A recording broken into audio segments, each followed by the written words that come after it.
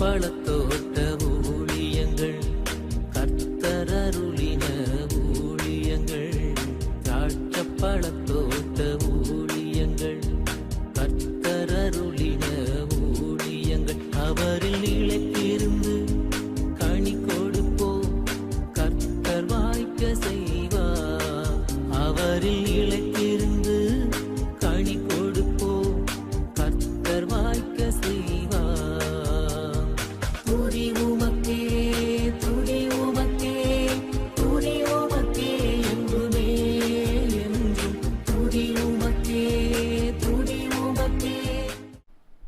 சிறியவனை பொழுதிலிருந்தும் எளியவனை குப்பையிலிருந்தும் எடுத்து உயர்த்தி ராஜாக்களோடும் பிரபுக்களோடும் பந்தியிருக்க செய்கிற அருமை ஆண்டவர் இயேசு கிறிஸ்துவின் இனிதான நாமத்தினாலே இந்த சத்தத்தை கேட்கின்ற அனைத்து தேவனுடைய பிள்ளைகளுக்கும் என்னுடைய அன்பான வாழ்த்துகள்.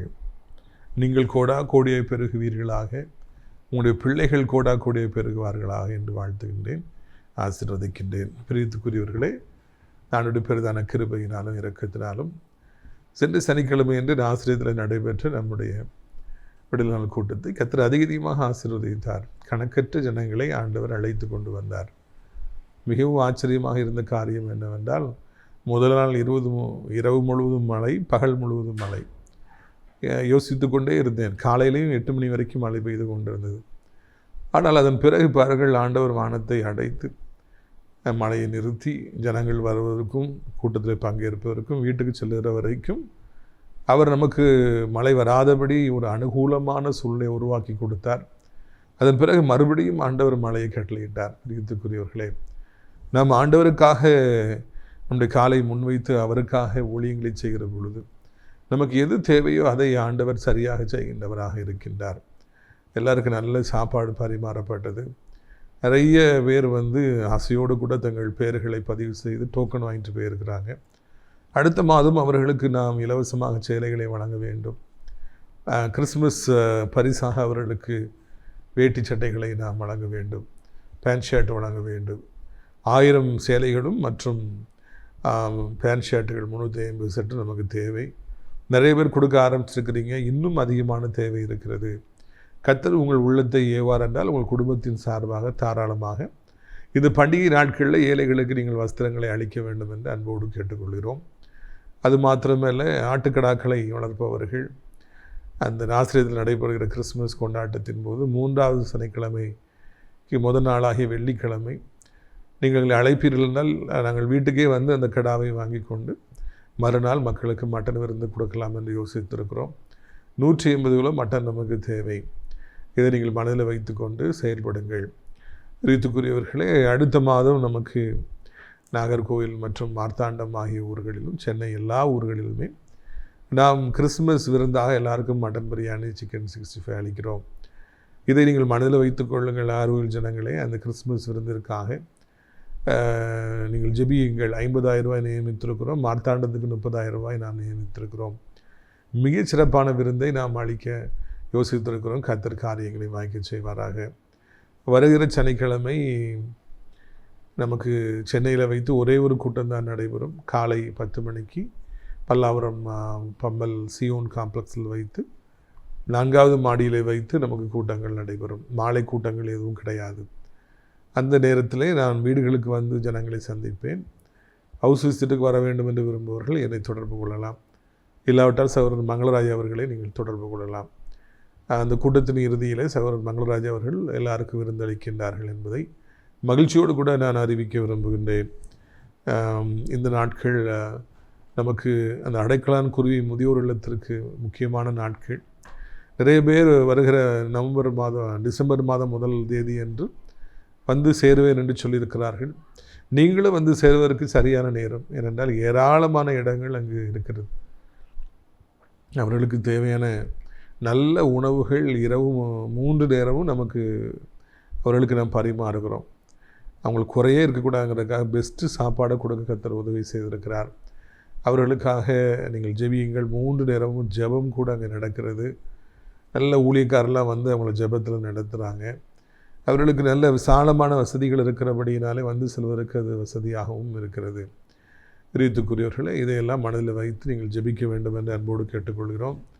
உங்கள் பெற்றோர்களை நீங்கள் கவனிக்க முடியாத ஒரு நிலைமையில் இருப்பீர்கள் என்றால் தாராளமாக அவர்களை இந்த அடைக்கலான் குறுகிய முதியோர் இல்லத்திற்கு அழைத்து கொண்டு வரலாம் என்கிற நல்ல செய்தியை நான் உங்களுக்கு சொல்ல விரும்புகிறேன்.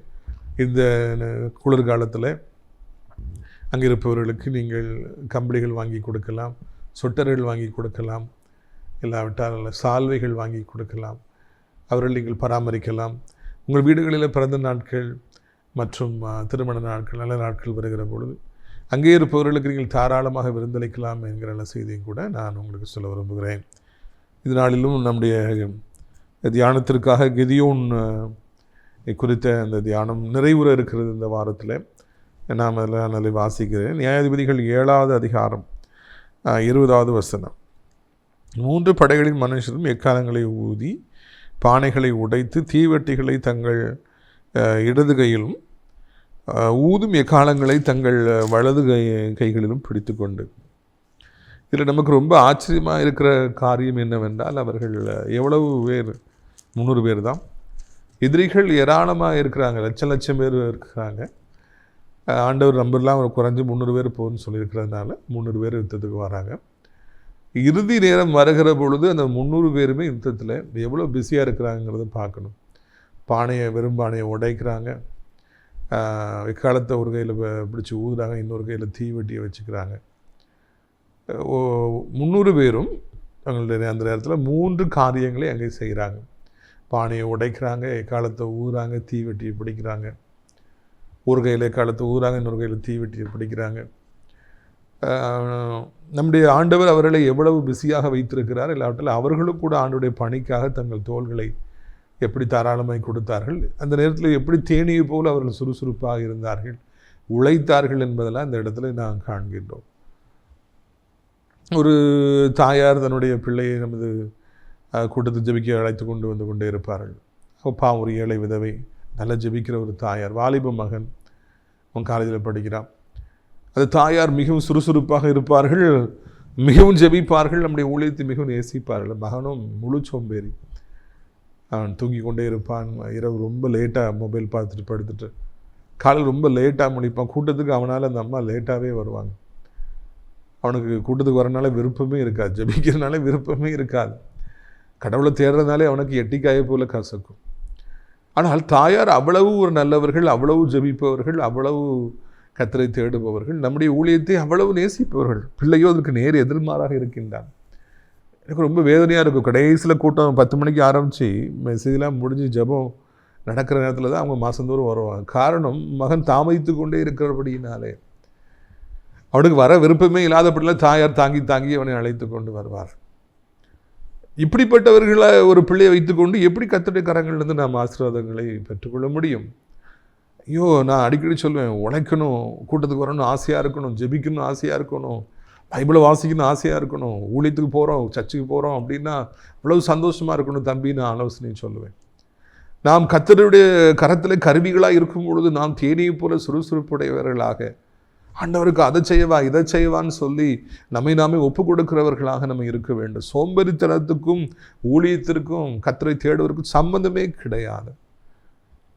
ஒரு கையில் எக்காலம், ஒரு கையில் தீவெட்டி, ஒரு கையில் பானையை போட்டு உடைக்கிறாங்க, இன்னொரு கையில் சமயத்தில் ஆண்டவர் துதிக்கிறாங்க. அவங்க எவ்வளவு பிஸியாக இருக்கிறாங்க. ஆண்டவருக்கு நாமத்தை மகிமைப்படுத்துவதற்காக, இஸ்ரவேல் ஜனங்களை விடுவிப்பதற்காக, மீதியான் எனப்பட்ட சத்துருக்களின் கூட்டத்தை அழிப்பதற்காக ஆண்டவர் அவர்களை தெரிந்து கொண்டு அந்த 300 பேரை தெரிந்து கொண்டார். அந்த 300 பேரும் சோடை போகவில்லை. அந்த 300 பேரும் அவர்கள் தேர்வு செய்யப்பட்டவர்களாக இருந்தபடியினாலே அந்த முக்கியமான நேரத்தில், யுத்தம் நடக்கின்ற அந்த நேரத்தில், அவருடைய சேவை எப்பொழுது தேவைப்பட்டதோ அந்த நேரத்தில் அவர்கள் தேனியை போல சுறுசுறுப்புடையவர்களாக இருந்து எவ்வளவு ஆண்டவருக்காக தங்கள் தோள்களை கொடுக்க முடியுமோ அவ்வளவு கொடுத்தார்கள். எவ்வளவு ஆண்டவருக்காக உழைக்க முடியுமோ அவ்வளவு உழைத்தார். நம்முடைய வாலிப காலம் இருக்கும் பொழுது, பலன் இருக்கும் பொழுது எவ்வளவு ஆண்டவருக்காக ஊழியம் செய்ய முடியுமோ அவ்வளவு நாம் ஊழியம் செய்ய வேண்டும். நமக்கு பணம் இருக்கிற பொழுது, நல்ல சம்பளம் வருகிற பொழுது அதை எடுத்து எவ்வளவு ஊழியத்திற்காக ஏராளமாய் தாராளமாய் கொடுக்க முடியுமோ அவ்வளவு கொடுக்க வேண்டும். ஏழைகளுக்கு கொடுக்க வேண்டும், உணவளிக்க வேண்டும். இதுபோல கிறிஸ்துமஸ் காலங்களிலே நம்முடைய தேவைகளை கேள்விப்படுகிற பொழுது நம்முடைய கைகளை தாராளமாய் ஆண்டவருக்காக, ஏழை மக்களுக்காக திறக்க வேண்டும். இன்னொரு பக்கமாக சென்று நாம் ஆண்டவருடைய அன்பை, நமக்கு அவர் செய்திருக்கிற உபகாரங்களை எல்லாருக்கும் நாம் அறிவிக்க வேண்டும். நம்முடைய வாழ்வில் கர்த்தர் நமக்கு செய்த உபகாரங்களை சாட்சியாக அறிவிக்க வேண்டும். எப்படி நம்மை குப்பையிலிருந்தும் புலியிலிருந்து தூக்கி எடுத்து ஆண்டவர் கோபுரத்தில் கொண்டு போய் வைத்தார், எப்படி நம்முடைய வறுமை நிலைமையை மாற்றினார், வியாதியின் நிலைமையை எப்படி மாற்றினார், கர்த்தர் எப்படி நம்மை ஆசீர்வதித்தார், எல்லாவற்றையும் சந்தோஷமாக எல்லாருக்கும் சொல்ல வேண்டும். பிரியத்துக்குரியவர்களே, இந்த வாழ்க்கையில், இந்த கொஞ்ச கால உலக வாழ்க்கையிலே ஆண்டவருக்காக இந்த 300 பேரை போல நாம் பிஸியாக இருக்க வேண்டும். எவ்வளவு ஆண்டவருக்காக செய்ய முடியுமோ அவ்வளவு செய்ய வேண்டும். சனி ஞாயிறு வந்துட்டாலே ஊழியத்திற்காக நம்மை அர்ப்பணிக்க வேண்டும். ஆண்டவருக்காக ஓடுவதற்கு நம்முடைய கால்கள் துடிக்க வேண்டும். அங்கே ஒரு மணி நேரத்துக்கு அங்கே போய் ஊழியம் செய்யலாம், இந்த சாயந்தர நேரத்தில் அங்கே போய் நம்ம ஊழியம் செய்யலாம், ஆண்டவருக்கு அதை பண்ணலாம் இதை பண்ணலாம் என்கிற வாஞ்சை நம்மை ஏவிக்கொண்டே இருக்க வேண்டும். பிரியத்துக்குரியவர்களே, நான் சொன்ன எக்ஸாம்பிள் படி படுத்து தூங்குவதற்காக ஆண்டவர் நம்மை அழைத்தார். முக்கியமான சில நேரங்கள் வரும், நம்முடைய சேவை ஆண்டவருக்கு தேவைப்படுகிற முக்கியமான நேரங்கள் வரும். அந்த நேரத்தில் நாம் படுத்துக்கொள்வோம் என்றால், நான் ஏன் ஊழியத்துக்கு வருவோம்னு சொல்லி நினைக்கணும், நான் போய் தான் திருப்தியாக போதான், நான் போய் தான் நிறைய போதான் நினைத்து கொண்டு நாம் கண்களை மூடிக்கொள்வோம் என்றால், இல்லை என்றால் ஏதோ கடைமுறைக்கு ஆண்டுடைய பணியை செய்வோம் என்று சொல்லி நினைப்போம் என்றால் தேவனுடைய திட்டங்கள் கெட்டு போய்விடும் அல்லவா? அதற்காகத்தான் நம்மை ஆண்டவர் அழைத்தாரா? இல்லவே இல்லையே. ஏன் இத்தனை பேர்களை கழித்து விட்டு அந்த 300 பேரை ஆண்டவர், அந்த 300 பேரை மாத்திரம் ஆண்டவர் ஏன் தெரிந்து கொண்டார் என்பதற்கான பதில் இங்கே தான் இருக்கிறது. இந்த முக்கியமான நேரத்தில் அவர்கள் கிதியோனுக்கு தோல் கொடுத்தார்கள். கிதியோன் சொன்னதை அப்படியே செய்தார்கள், கீழ்ப்படிந்தார்கள், பிஸியாக இருந்தார்கள், தேனிகளைப் போல அவர்கள் உழைத்தார்கள். பிரியத்துக்குரியவர்களே, நாமும் இப்படிப்பட்டவர்களாக ஆண்டவருடைய ராஜ்யத்தை கெட்டுவதற்காக இருக்க வேண்டும். நாம் இப்படிப்பட்டவர்களாக இருக்க வேண்டும் என்று நம்முடைய தேவன் நம்மை எதிர்பார்க்கின்றவராக இருக்கின்றார். எனக்கு கொஞ்சம் ரெஸ்ட் கிடைச்சிட்டு கொஞ்சம் நான் என் பேட்டரி ரெக்கவரை சார்ஜ் பண்ணிட்டா கூட உடனே ஆண்டவருக்காக ஊழியத்துக்கு போகலாமே, நம்ம அதை ஊழியத்தை செய்யலாமா, இந்த ஊழியத்தை செய்யலாமா, அங்கே போகலாமா, அந்த சிஸ்டர் ஜோம்னை கூட்டாங்களே, அந்த பிரதர் வீட்டில் ஒரு பிரச்சனை என்னன்னு போய் கேட்போமா, பிஸியாக இருக்க வேண்டும் என்று சொல்லி எனக்கு ஆசை. எனக்கு பலன் இருக்கிற வரைக்கும் ஆண்டவருக்காக ஓட வேண்டும் என்று எனக்கு ஆசை. பிரியத்துக்குரியவர்களே, இதைத்தான் ஆண்டவர் எல்லா தேவனுடைய பிள்ளைகளிடத்திலும் எதிர்பார்க்கிறவராக இருக்கிறார். பாருங்கள், அதில் எனக்கு மிகவும் பிடித்த வசனத்தை வாசிக்க விரும்புகிறேன். அந்த வசனம் முடியவில்லை, 21ஆம் வசனம் முடியவில்லை. கர்த்தருடைய பட்டயம் கிதியோனுடைய பட்டயம் என்று சத்தமிட்டு அவங்க பானையை உடைச்சாங்க, அவங்க எக்காலத்தை ஊதுனாங்க, தீவெட்டியை பிடிச்சாங்க. எக்காலம் ஊதுனோடனே பயங்கர சவுண்டு, 300 பேரை சேர்ந்து சுற்றி நின்று எக்காலத்தை ஊதுறாங்க. அப்போ அவங்க ஒரு வார்த்தை சொல்கிறாங்க, எக்காலத்தை எடுத்துட்டு, கர்த்தருடைய பட்டயம் கிதியோனுடைய பட்டயம், கிதியோனுடைய பட்டயம் கர்த்தருடைய பட்டயம் என்று சொல்லி. ஒரு விஷயம், ஆவிக்குரிய தகப்பன் அவர்கள் பெருமதிக்குரிய என்னுடைய ஆவிக்குரிய தகப்பன் நாசரேத் கூட்டத்துக்கு வந்திருக்கிற பொழுது இதே வார்த்தையை பேசி இதே இடத்துலேருந்து பேசினார்கள். கர்த்தருடைய பட்டயம் கிதியோனுடைய பட்டயம், கிதியோனுடைய பட்டயம் கர்த்தருடைய பட்டயம் என்று சொல்லி. அப்பொழுது அந்த அர்த்தம் எனக்கு புரிந்தது. பிரியத்துக்குரியவர்களே, வெறும் கிதியோனுடைய பட்டயத்தை கண்டு இந்த லட்சம் பேர் அவர்கள் ஓடி போக போவதில்லை. கிதியோனுடைய பட்டயத்தினால இத்தனை பேரை கொள்வதற்கு வாய்ப்பே கிடையாது. ஆனால் கர்த்தருடைய பட்டயம் கிதியோனுடைய பட்டயம், கிதியோனுடைய பட்டயம் கர்த்தருடைய பட்டயம். இருவரையும் இணைக்கிற பொழுது, கிதியோனுடைய பட்டயத்தோடு ஆண்டவரும் இணைகிற பொழுது மிகப்பெரிய வல்லமை உண்டாகும், மிகப்பெரிய அதிசயங்கள் நடக்கும், அற்புதங்கள் நடக்கும், சத்துருடைய கோட்டைகள் அங்கு விளவிளத்து போகும். எத்தனை சௌரியவான்கள், எத்தனை பலவான்கள், எத்தனையோ யுத்தத்தில் வெற்றி கண்டவர்கள் இருந்தாலும் ஆண்டுடைய பட்டயம் கிதியோனுடைய பட்டயத்தோடு இணைகிற பொழுது அவர்கள் மடங்கடிக்கப்பட்டு போவார்கள், ஒன்றுமில்லாமல் போவார்கள். எனவேதான் அவர்கள் அந்த மந்திரத்தை சொல்லுகிறார்கள், அந்த வார்த்தையை சொல்றாங்க, கர்த்தருடைய பட்டயம் கிதியோனுடைய பட்டயம், கிதியோனுடைய பட்டயம் கர்த்தருடைய பட்டயம் என்று ஆவிக்குரிய தகப்பன் அந்த வார்த்தையை சொன்ன பொழுது அங்கே அநேக பிசாசுகள் விழுந்தன. அப்பொழுதுதான் புரிந்து கொண்டேன், ஒரு ஊழியக்காரன் ஊழியத்துக்கு போகிற பொழுது அவன் ஆண்டவரோடு தன்னை இணைத்திருக்க வேண்டும். ஆண்டவரோடு இணைத்திராதபடி அவன் தன்னுடைய மாம்சீக பலத்திலே மாத்திரம் சென்று அவன் போரிடுவான் என்றால், யுத்தங்களை செய்ய அவன் ஆசைப்படுவான் என்றால், ஊழியங்களை செய்ய ஆசைப்படுவான் என்றால் அங்கு நாசமோசங்கள் ஏற்படும். யாருக்கு? அந்த ஊழியக்காரனுக்கு. ஆனால் ஆண்டவரோடு கூட இணைந்திருந்து அந்த ஊழியத்தை செய்கிற பொழுது, ஆண்டவரே என்று அவரை சார்ந்திருந்து போகிற பொழுது எதிரிகளுக்கு நாசமோசங்கள் ஏற்படுகிறது. நம்முடைய ஊழியத்தினுடைய மகிமையை 10-15 வருஷத்துக்கு முன்னால் டிவியில் ஒழுங்காக காண்பிப்போம். கூட்டத்தில் ஜெபம் நடக்கும், அதில் கையை நீட்ட பிசாசுகள் உள்ள ஓடும், பிசாசுகள் கூட்டமாய் கிடக்கும், கையை நீட்ட அற்புதங்கள் நடக்கும், இப்பவும் நடக்குது. ஆனால் அதை போடக்கூடாது என்று இப்பொழுது சட்டத்திட்டங்கள் தேவையில்லாமல் அதிகமாக இருக்குது. நம்ம அதை பற்றி பேச வேண்டாம். அதனால் இப்போ நம்ம வெறும் செய்தி மாத்திரம் கொடுத்துட்டு ஜெபம் பண்ணிட்டு நம்ம முடிச்சிடுறோம்.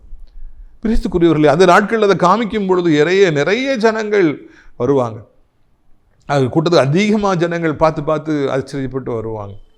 சமீபத்தில் ஒரு குடும்பத்தில் நான் பேசிக்கிட்டு இருந்தேன். அப்போ அவங்க சொல்லுவாங்க, நான் மாத்திரம் ஃபுல்லாக பார்ப்பேன், என் மெசேஜெலாம் கேட்பேன், ஆனால் என் பிள்ளைகள், என் பேரப்பிள்ளைகள் எல்லாம் கடைசியில் 5 நிமிஷம் நீங்கள் ஜெபம் பண்ணும்போது, கையை நீட்டும் பொழுது, பிசாசுகள் விழும்பொழுது, ஓடும் பொழுது, அலறும்போது, அது 5 நிமிஷம் காமிப்பீங்க, உடனே எல்லாரும் ஓடி வந்து பார்ப்பாங்க அப்படி ஒன்று சொன்னாங்க. இப்பொழுது அப்படி வாய்ப்பில்லை. நம்ம இப்படி குறித்து அதிகமாக வருத்தப்பட்டாலும் கூட சரி, இருக்கிறத வச்சு நம்ம ஊழியம் செய்வோம், இருக்கிற நமக்கு எவ்வளோ பெர்மிஷன் கொடுத்துருக்காங்களோ அவ்வளோ ஊழியம் செய்வோம்னு சொல்லி சந்தோஷமாக நாம் செய்கிறோம். பிரியத்துக்குரியவர்களே, அப்படி நம்ம பேயை துரத்துவதை பார்த்து, பிசாசை துரத்துவதை பார்த்து நிறைய பேர் இன்ஸ்பயர் ஆனாங்க. ஒரு ஊரில் ஒரு வாலிபன் அப்படி ஆண்டவருக்காக இன்ஸ்பயர் ஆகி இருக்கும்போது ஒரு சின்ன ஒரு கூட்டம், மாலை கூட்டம், ஒரு 20 பேர்கிட்ட இருக்கிறாங்க. ஒரு பெண்ணிற்கு பிசாசு பிடிச்சி ஆடி இருக்காங்க. உடனே அந்த வாலிபன் எழும்பி அந்த பிசாசு பிடிச்ச அந்த லேடிக்காக ஜெபம் பண்ணியிருக்கிறான். அப்போ அந்த பேய், நீ எனக்காக ஜெபம், எனக்கு விரோதமான ஜெபம் அதுன்னு சொல்லி அவனை எச்சரிச்சிருக்கு. ஆனால் இவன் அந்த டிவிலாம் கிறிஸ்தவர்களெலாம் ஜெபம் பண்ணுறாங்கன்னு சொல்லி பார்த்துட்டு உற்சாகமாக ஜெபம் பண்ணிட்டு தண்ணி எடுத்து பேய் மேலே தெளிக்க போயிருக்கான். அது சொல்லியிருக்கு, என் மேலே தண்ணி தெளிக்காது, வேண்டான்னு. இது இவன் தெளித்தபடினாலே அந்த பேய் அவனுக்கு விரோதமாக எழும்பி அவன் பைத்தியக்காரனாக ஆகி நன்கு அந்த வாலிபன் எல்லா இடங்களிலும் பைத்தியம் பிடித்து திரிய ஆரம்பித்தான். எப்படியோ கர்த்தர் கிருபையை நமக்கு காப்பாற்றி வைத்திருக்கிறார். என்ன காரணம்? ஆண்டவர் ஏன் அவனோடு கூட செல்லவில்லை? ஏசப்பா நாமத்தை சொல்கிற பொழுது ஏன் அவனை பாதுகாக்கவில்லை என்று இப்பொழுது ஒரு கேள்வி எழும்புகிறது. அவன் நல்ல காரியத்தை தானே செய்தான். எவ்வளவோ பெரிய ஊழியக்காரங்க பிசாசு பிடிச்சிருக்காங்கனாலே வேற யார்ட்டையாவது கொடுத்து ஒதுங்கிக்கிறாங்க, நான் ஜெபம் பண்ண வரமாட்டேன், இன்னைக்கு வரைக்கும் இருக்கிறாங்க. ஆனால் இந்த வாலிபன் ஆண்டவருக்காக தன்னை பணைய வைத்து அவன் எதிராக வந்தான் தானே, துணிந்து ஜெபித்தான் தானே, பின்பு ஏன் ஆண்டவர் அவனை பாதுகாக்கவில்லை என்று ஒரு கேள்வி எழும்புகிறது. அது ஒரே ஒரு காரணம்தான், கிதியோனுடைய பட்டயம் கர்த்தருடைய பட்டயம், கிதியோனுடைய பட்டயம் கர்த்தருடைய பட்டயம் எனப்பட்ட அந்த ஃபார்முலாவை அவன் அறிந்திருக்கவில்லை. ஆண்டவரோடு இணைந்து தான் பிசாசை துரத்த முடியும். நான் பவுலையும் அறிவேன், இயேசுவையும் அறிவேன், நீ யார் என்று பிசாசு கேட்டதல்லவா. ஆண்டவருடைய துணையில்லாதபடிக்கு ஒரு காலம் பிசாசை துரத்தவே முடியாது. நம்முடைய மாம்சிக பலத்தினாலே ஒரு காலம் ஊழியத்தில் வெற்றி பெற முடியாது, வியாதிகளை சுகமாக்க முடியாது. நாம் ஒரு காலம் நம்முடைய பலத்தினாலே எதையும் சாதித்து விட முடியாது, சுண்டு விரலை கூட அசைக்க முடியாது. பிரியத்துக்குரியவர்களே, கர்த்தர் நம்மோடு கூட இருந்தாதான் நமக்கு வெற்றி. இந்த வசனத்தை மறந்து விடாதிருங்கள். கர்த்தருடைய பட்டயம் கிதியோனுடைய பட்டயம், கிதியோனுடைய பட்டயம் கர்த்தருடைய பட்டயம். நம்முடைய வாழ்வில் இந்த வெற்றியின் இந்த சூத்திரத்தை, ஃபார்முலாவை எப்பொழுதும் நம்முடைய வாழ்க்கையிலே நாம் நினைவிலை கொள்ள வேண்டும். நான் செய்தி கொடுக்க வருகிற பொழுதெல்லாம் மன்றாடி விட்டு தான் வருவேன், ஆண்டவரை என்னுடைய செய்தி ஒரு பிரயோஜனத்தை ஏற்படுத்த போவதில்லை. யாருக்கு அது ஆறுதலாக இருக்க போகுது? யாருக்கு பிரயோஜனமாக இருக்க போகுது? ஒருத்தருக்கும் அது பிரயோஜனமாக இருக்காது. நீங்கள் வாருங்க, என்னை மறைத்து நீங்கள் வெளிப்படுங்க. என் வார்த்தைகள் உம்முடைய வார்த்தைகள், உம்முடைய வார்த்தைகள் என்னுடைய வார்த்தைகள். ஆண்டவரே என்னுடைய ஜெபம் உம்முடைய ஜெபம், உம்முடைய ஜெபம் ஆண்டவரே என்னுடைய ஜெபம் என்று சொல்லி என்னை கிறிஸ்துவோடு இணைத்து கிருபைகளை ஒளிந்து கொண்டு வந்த பிறகு பேசுகிற பொழுதுதான் செய்திகள் எல்லாம் ஆசீர்வாதமாக இருக்கிறது. இதை நீங்கள் மனதில் கொள்ள வேண்டும் என்று சொல்லி உங்களை அன்போடு கூட நான் அழைக்கின்றேன். பிரித்துக்குரியவரை செய்து பார்ப்பீர்களா? எங்கே போனாலும் ஆண்டவர் உங்களோட கூட இணைச்சிங்க. He's your partner, he's your friend, he's your companion. அவர் தான் உங்களுக்கு எல்லாம். நீங்களும் அவரை இணைஞ்சு தான் எல்லாத்தையும் செய்யணும். பிஸ்னஸ் பண்ணுறவங்களாம் நல்லா கேட்குறீங்களா? உங்கள் பிஸ்னஸில் ஆண்டவர் தான் பார்ட்னர் உங்களுக்கு. அவர் கூட தான் நீங்கள் இணைஞ்சு பேசி ஆலோசனை பண்ணி அவரோடு கூட தான் உங்கள் பிஸ்னஸ் பண்ணணும். அப்போது யாரும் உங்கள் பிஸ்னஸ்க்கு எதிராக நிற்க முடியாது. படிக்கிற தம்பி தங்கச்சி, கர்த்தர் தான் உங்களுக்கு பார்ட்னர். அவருடைய அறிவு தான் உங்கள் அறிவு, உங்கள் அறிவு தான் ஆண்டவருடைய அறிவு. ஆண்டவர் படித்து உமக்காக ஊழியம் செய்வேன், நான் நல்ல வேலையில் இருந்து கொண்டு பகுதி நேரமாக உடைய பணியை செய்வேன் என்று சொல்லி நீங்கள் ஆண்டவரோடு இணைந்து படித்து பாருங்கள். புரியாத சப்ஜெக்ட்லாம் ஒரு நிமிஷத்தில் புரியும். எத்தனை வருஷமாக எழுதி ஃபெயிலான பேப்பரெல்லாம் ஒரு நிமிஷத்தில் பாஸ் ஆக ஆண்டவர் உங்களுக்கு உதவி செய்வார். கிறிஸ்துவோடு உங்களை இணைத்துக் கொள்ளுங்கள், அவருக்கு பின்பாக நின்று கொள்ளுங்கள். அவருடைய வல்லமை தேவை என்பதை உணருங்கள். வியாதி நேரத்தில் ஆண்டவரை என்னுடைய நான் மருத்துவம் தந்திருக்கிற மாத்திரை அது உம்முடைய மாத்திரை, ஆண்டவர் உம்முடைய மாத்திரை, இந்த மாத்திரை என்று சொல்லி நீங்கள் ஜெபித்து விட்டு அந்த மாத்திரையை சாப்பிட்டு பாருங்கள், அந்த வியாதி உடனடியாக நீங்கிவிடும். சாப்பாடு ஜெபிக்கிற பொழுது இது உம்முடைய அப்பம் பா, இது உம்முடைய சாப்பாடு, என்னுடைய சாப்பாடு என்று சொல்லி நீங்கள் சாப்பிட்டு பாருங்கள். ஒரு சரீரத்தில் ஒரு புதிய பலன் உங்களுக்கு உண்டாவதை நீங்கள் காண்பீர்கள்.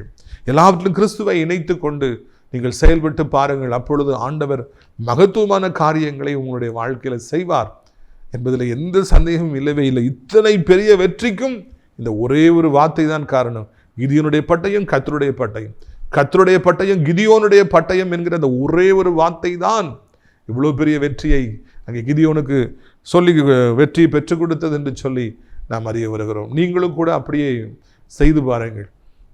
நம்முடைய வாழ்க்கையில் நம்ம உயர்த்துறதுக்கு ஒன்றுமே இல்லைங்க. மனுஷன் நாம், அவர் கடவுள், தெய்வம். அவருக்கு முன்னால் நம்ம மேன்மை பாராட்டுறதுக்கு, பெருமை பாராட்டுறதுக்கு எதுவும் இருக்குதாங்க? சொல்லுங்கள். ஒன்றுமே கிடையாது. உங்களுடைய வாழ்க்கையில் மாபெரும் வெற்றி வேண்டுமென்றால் இந்த கிதியோனை பிடித்து கொள்ளுங்கள்.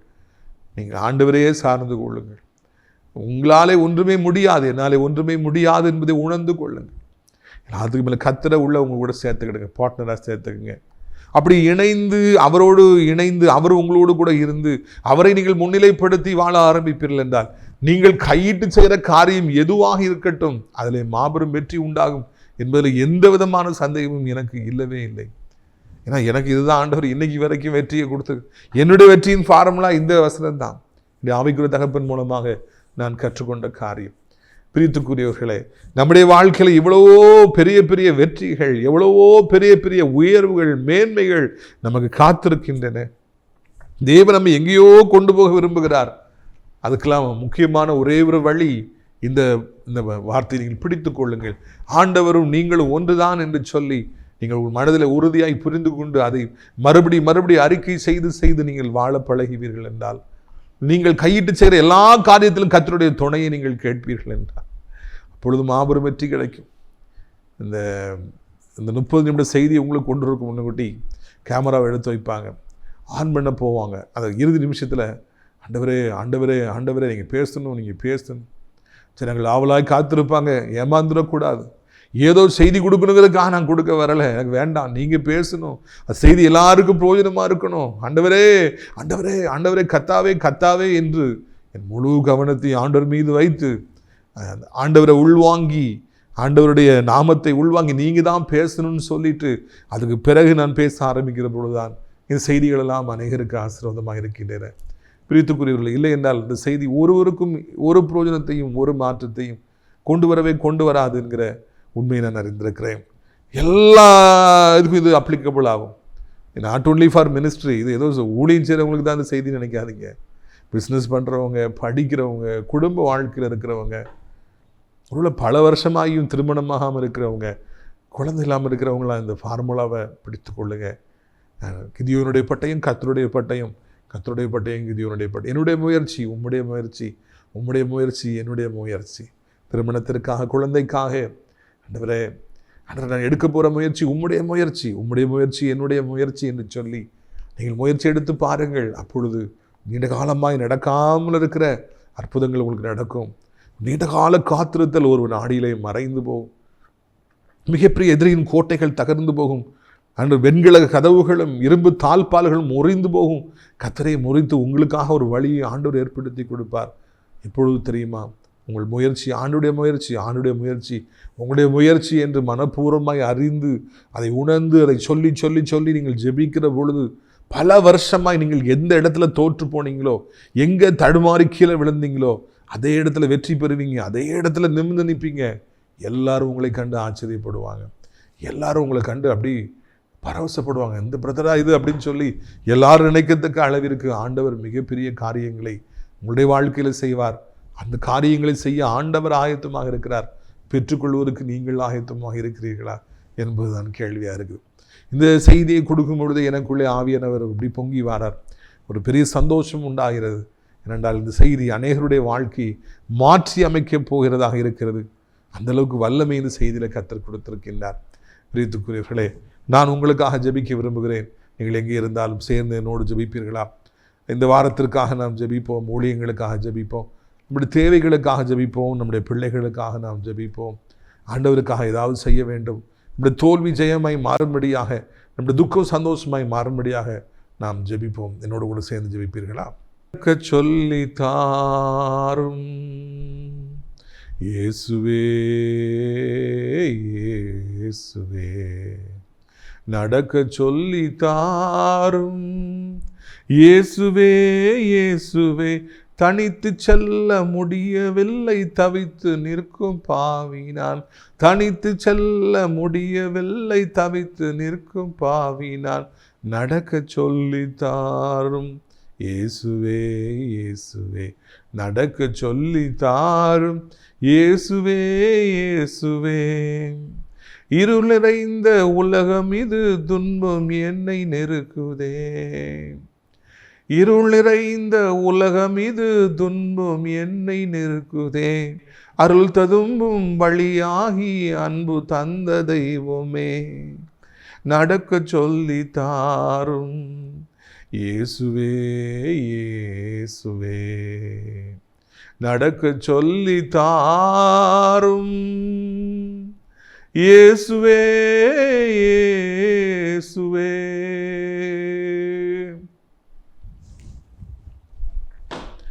அப்பா, இந்த அருமையான நாளில் கூட யாரெல்லாம் மூடு இந்த ஜெபத்தோடு இணைந்து ஜெபிக்கிறார்கள் அவருடைய வாழ்க்கையில் அவருடைய கண்களை திறக்க வேண்டும் என்று கெஞ்சுகிறோம். ஏன் தோல்வி, ஏன் பரியாசங்கள், ஏன் அவமானங்கள்? அவர்கள் தாங்களாகவே இந்த முயற்சி எடுத்தார்கள்.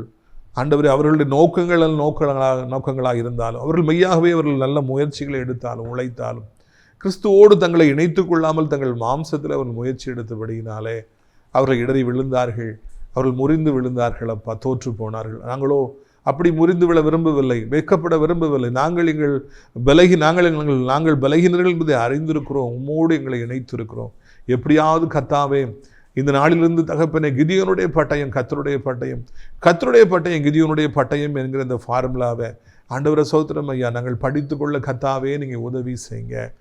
நீங்கள் வந்தாதான், உண்மை நாங்கள் சார்ந்திருந்தாதான், உங்களுடைய நிழலுக்கு பின்னால் ஒளிஞ்சு நின்னாதான் எங்களுக்கு வெற்றி என்பதை புரிந்து கொண்டு எல்லா இடங்களிலும் உண்மை முன்னிறுத்த எங்களுக்கு நீங்கள் உதவி செய்யுங்கப்பா. பிஸ்னஸில் தோல்வி, அதில் தோல்வி, குடும்ப வாழ்க்கையில் தோல்வி, ஒருவேளை பொது வாழ்க்கையில் தோல்வி, ஊழியத்தில் தோல்வி, எல்லாவற்றிலும் எனக்கு தோல்வி, எங்கே போனாலும் நான் எவ்வளோ உழைச்சாலும் எனக்கு பலன் இல்லையே என்று சொல்லி கலங்குறவர்களுக்கு கர்த்தாவே ஸ்தோத்திரம் ஐயா, நீங்கள் தகப்பனே இந்த நாளிலிருந்து அவர்களுக்கு கூட இணைவீராக. அவர்கள் தங்களுடைய கடின உழைப்புக்கு மத்தியில் உம்மை சார்ந்து கொள்வார்களாக. உம்முடைய கிருபையோடு அவர்கள் முயற்சி எடுப்பார்களாக. மாம்சத்தில் எதையும் செய்ய துணியாதபடிக்கு ஆண்டவரை உம்மை சார்ந்து கொள்ள எங்களுக்கு கற்றுத்தாருங்கப்பா. என் நாளிலே தோல்வி தோல்வி தோல்வி என்று நீண்ட காலமாய் தோல்வியின் மத்தியில் இருக்கிறவங்க, வியாதி வியாதி வியாதி என்று சொல்லி நீண்ட காலமாக இந்த வியாதியின் மத்தியில் இருக்கிறவங்க, கடன் கடன் கடன் என்று சொல்லி நீண்ட காலமாக இந்த கடன்களில் இருக்கிற பிள்ளைகளுக்கு, அன்று கண்ணீர் மத்தியில் வாழுகிற பிள்ளைகளுக்கு, காத்திரத்தில் மத்தியில் வாழுகிற பிள்ளைகளுக்கு இன்றைக்கு ஒரு அற்புதத்தை செய்வீராக. இன்றைக்கு ஒரு அதிசயத்தை செய்வீராக. இன்றைக்கு அவருடைய வேதனைகளை மாற்றுவீராக. இன்றைக்கு அவருடைய கண்ணீரை துடைப்பீராக. மெய்யாகவே ஒரு மாற்றம் உண்டாகட்டும் அப்பா. மெய்யாகவே ஒரு மாற்றம் உண்டாகட்டும். மெய்யாகவே பிசாசுகள் ஓடி போகட்டும். அந்தகாரத்தின் வல்லமைகள் அழிந்து போகட்டும். இயேசுவின் நாமத்தினாலே ஆண்டவர் புதிய வாசல்கள் திறக்கட்டும். காத்திருத்தல் முடியட்டும். வியாதிகள் ஓடி போகட்டும். செய்வனைகள் அழியட்டும். மனுஷனுடைய சதிவலைகள், மனுஷனுடைய எதிர்ப்புகள், மனுஷனுடைய நிந்தைகள், பரியாசங்கள், மனுஷனுடைய சூழ்ச்சிகள், மனுஷர்களாலே ஏற்படுகிற வேதனைகள் எல்லாம் ஒரு முடிவுக்கு வரட்டும். மனுஷனுடைய பொல்லாத வார்த்தைகள் அழியட்டும் ஐயா. என்னுடைய பிள்ளைகளுக்கு ஏனையவர்களுக்கு வித்தியாசத்தை காண்பிப்பேன் என்று சொன்னீங்களே அப்பா. இந்த வருட கடைசியில என்னுடைய பிள்ளைகளுடைய கொம்புகளை உயர்த்துவேன் என்று சொல்லி சொன்னீங்களே ராஜா, உயர்த்துங்க. இப்போ உயர்த்தாம எப்போ உயர்த்துவீங்க? இப்போ ஆசீர்வதிக்காம எப்போ நீங்கள் ஆசீர்வதிப்பீங்க ராஜா? எல்லாவற்றையும் உங்களுக்கு தெரியுமே அப்பா. யாரெல்லாம் இப்பொழுது கண்ணீரோடு ஜெபிக்கிறார்களோ, வியாதி தாங்க முடியல, ஐயோ இந்த கடனை தாங்க முடியல, இந்த பிள்ளைகளுடைய வாழ்க்கையில் நிந்தையை தாங்க முடியலன்னு ஜெபிக்கிறாங்களோ, ஒவ்வொரு அற்புதத்தை செய்து சந்தோஷப்படுத்துங்க. உள்நாட்டில் இருக்கிறவங்க, வெளிநாட்டில் இருக்கிறவங்க, வாலிபர்கள், வயதானவர்கள், middle age men and women, யாராலும் இருக்கட்டும்ப்பா, ஒவ்வொருக்கும் ஒரு அற்புதம் செய்யணும். ஆண்டவரை சோதரி எல்லாரும் நீங்கள் காத்துக்கொள்ளணும். அறியாதவங்களையும் கூட காத்துக்கொள்ளுங்க. எல்லா விசுவாச பிள்ளைகள், ஊழியக்காரர்கள், திருச்சபைகள், பாஸ்டர்ஸ் எல்லாரையும் ஆசீர்வதிங்க. ஆசிரியர் திராட்சைப்பழத்தோட்ட ஊழியங்களை நேசிக்கிறேன். ஒவ்வொரு நாளும் ஆண்டவரை நம்முடைய நிகழ்ச்சிகளை பார்க்கிற, ஜெபத்தாலை காணிக்கையாலை தாங்குகிற அனைத்து நல்ல உள்ளங்களையும் ஆசீர்வதிங்க. ஒன்று குறைவிடாதபடி காத்துக்கொள்ளுங்க. மகிமைப்படுங்க. இரட்சகர் இயேசுவின் மூலம் ஜெபிக்கிறோம் நல்ல பிதாவே. என் ஆத்மாவை கர்த்தரை சோத்திரி, என் முழு உள்ளமையோட பரிசுத்த நாமத்தை சோத்திரி. என் ஆத்மாவை கர்த்தரை சோத்திரி, அவள் செய்த சகல உபகாரங்களையும் ஒருபொழுது நீ மறவாதே. கர்த்தராகிய இயேசு கிறிஸ்துடைய கிருபையும் பிதாவாகிய தேவனுடைய அன்பும் பரிசுத்தாவுடைய அந்யோன்ய ஐக்கியமில்லாத பிரசன்னம் ஒரு அனைவரோடு இன்றைக்கு சதா காலங்களிலும் நிலைத்திருப்பதாக. அல்லேலூயா, அல்லேலூயா. God bless you.